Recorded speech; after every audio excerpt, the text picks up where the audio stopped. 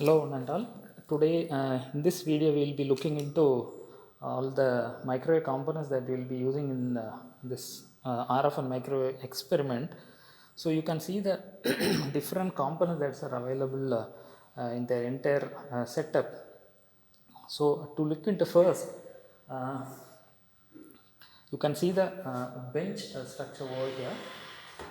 So every component will be connected in a serial manner. So first important component is the Klystron oscillator. You can see this.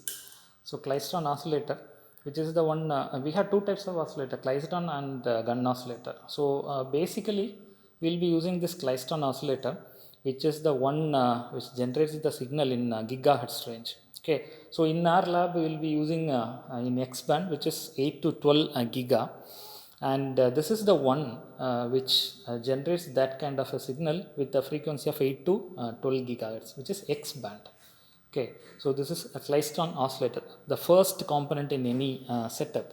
And the second one which follows that Klystron oscillator is the isolator, which is a two-port device. You can see this. So this is the function of this is which allows the signal in only one direction from left to right, and when the signal is reflected from unmatched load or something else, that signal will not come back to the source. It should not come.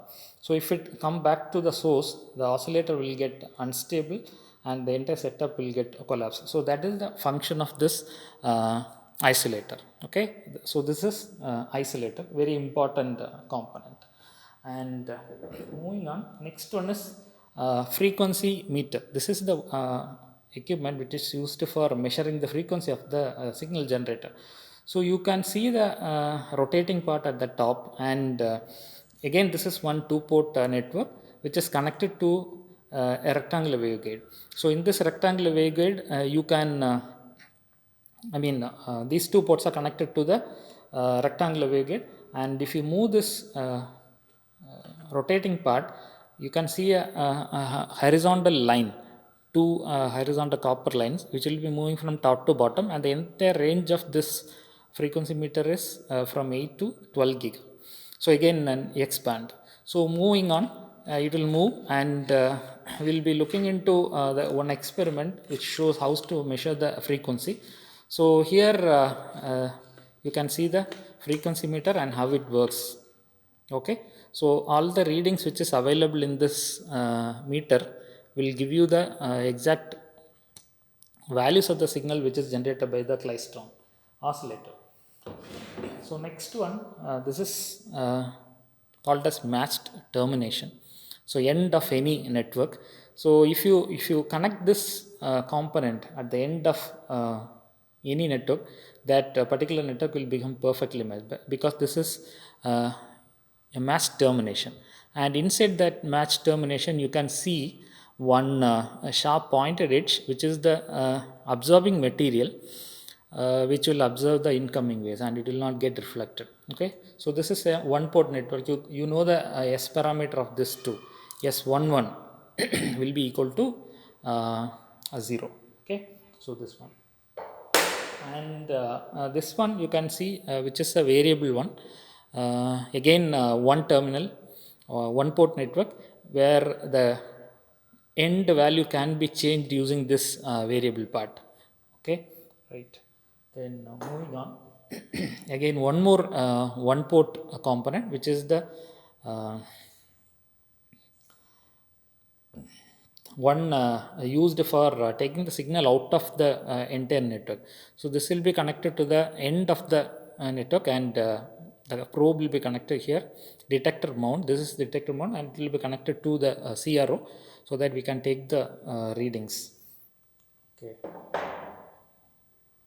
then you can see a T-like structure. Okay, two types.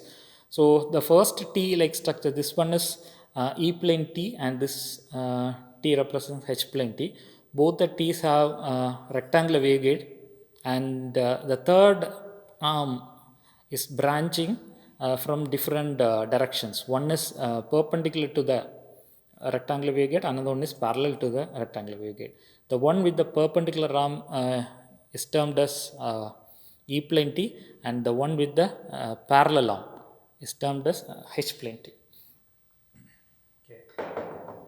So next one, we have one more T called as magic T, the combination of both E plane T and H plane T. So the name magic comes from its operation. So when you look into the operation of magic T, will understand. Okay, so just have a look into it. So combination of E plane T and H plane T. This is actually one equipment which can be used as mixer. Okay, so meaning if you feed two signals at two ports, so you get sum of those two signals at one port, the third port, and difference between those two signals at the fourth port, which is actually the function of mixer. So next one is antenna. You can see horn antennas which is used in microwave signals. So if you look at this antenna, it looks similar, but both are different. One is H plane antenna and another one is E plane antenna. So if you look at the back side, you can see the difference. One is the lengthy part of the rectangle waveguide is parallel to the ground, another one is perpendicular. So the perpendicular one, this, so if you place the rectangular waveguide similar in both the antennas, the direction looks different now. So this is E plane horn antenna, this one is H plane horn antenna. And finally,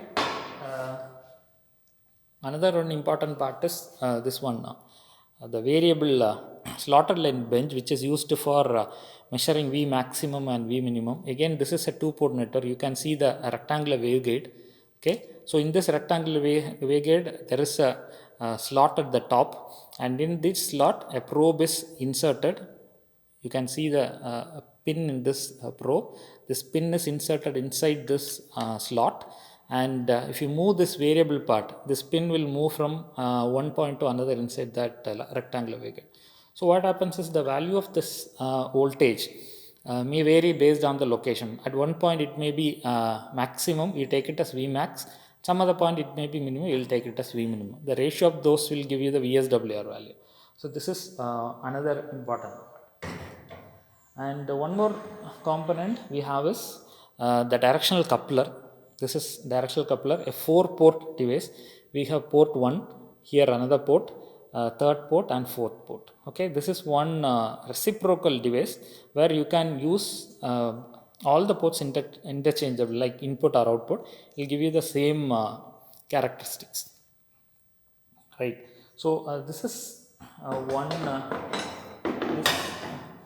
These are all the introduction about the basic components available in the lab and the experiment we will be doing.